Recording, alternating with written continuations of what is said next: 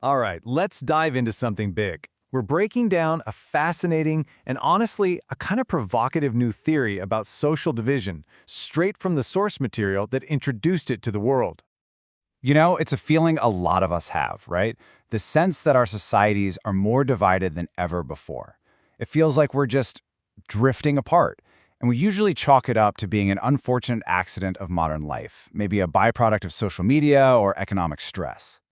But what if it's not an accident at all? What if, and stick with me here, what if polarization is actually by design? A really interesting new paper proposes this startlingly different answer, that social division isn't just something that happens to us. No, it can be a strategic tool, one that's deliberately used by people in power. Okay, so let's get into the core logic of this theory. First things first, we've got to understand what the paper even means when it says polarization. And this is key. It's not about how angry people are or how much they're shouting at each other. It's all about the numbers. According to this paper, a society is at its most polarized when it's split right down the middle, a perfect 50-50. And why is that?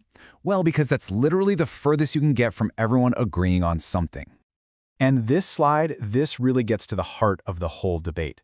We're so used to thinking of division as a bug in the system, right? An unwanted error. But this theory flips that completely on its head. It reframes it as a potential feature, a deliberate, strategic choice.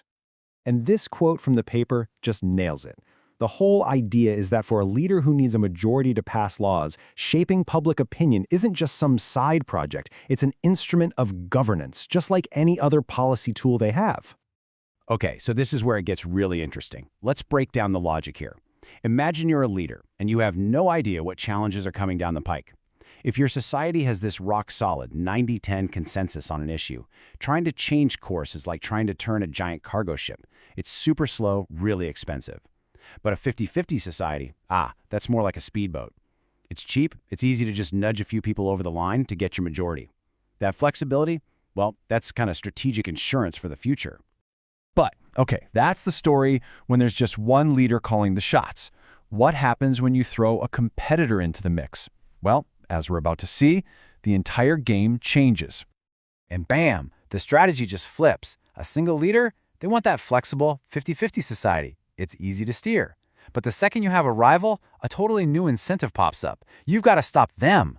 See, a polarized society might be easy for you to steer, but it's also just as easy for your opponent to steer right back the moment they get into power. So a new strategy comes into play. You might actually want to pull society away from that perfect 50-50 split just to lock in your advantage. And that brings us to this idea of semi-lock regions. By building a really strong, say, 80-20 consensus, a leader basically creates a defensive wall. It becomes incredibly expensive and difficult for their rival to overturn that consensus, effectively locking them out. So the goal here, it's not unity for the sake of unity, it's all about strategic defense.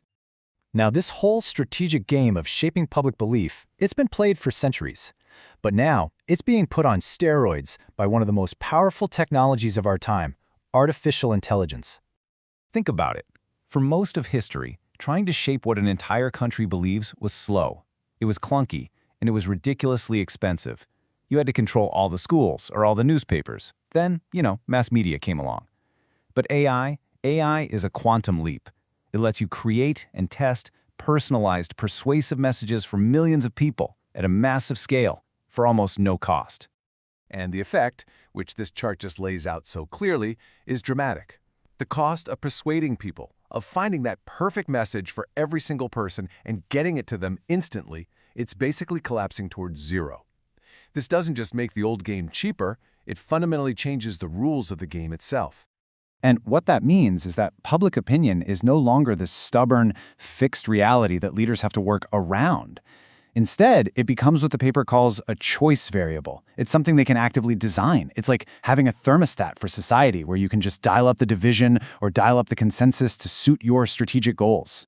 So, with these incredibly powerful and cheap new tools at their fingertips, where does this all lead? What are leaders going to choose?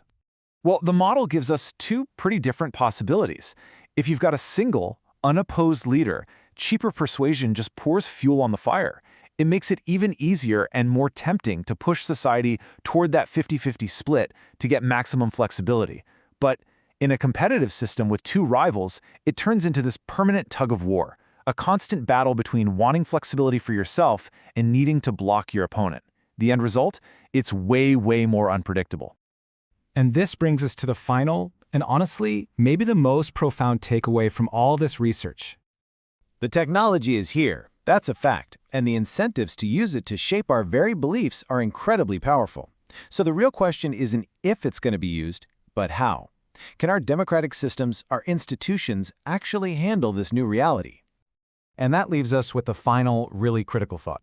As technology makes public opinion less of an organic outcome and more of a deliberate design, the question of who gets to be the architect of our beliefs, well, that becomes one of the most fundamental challenges we face.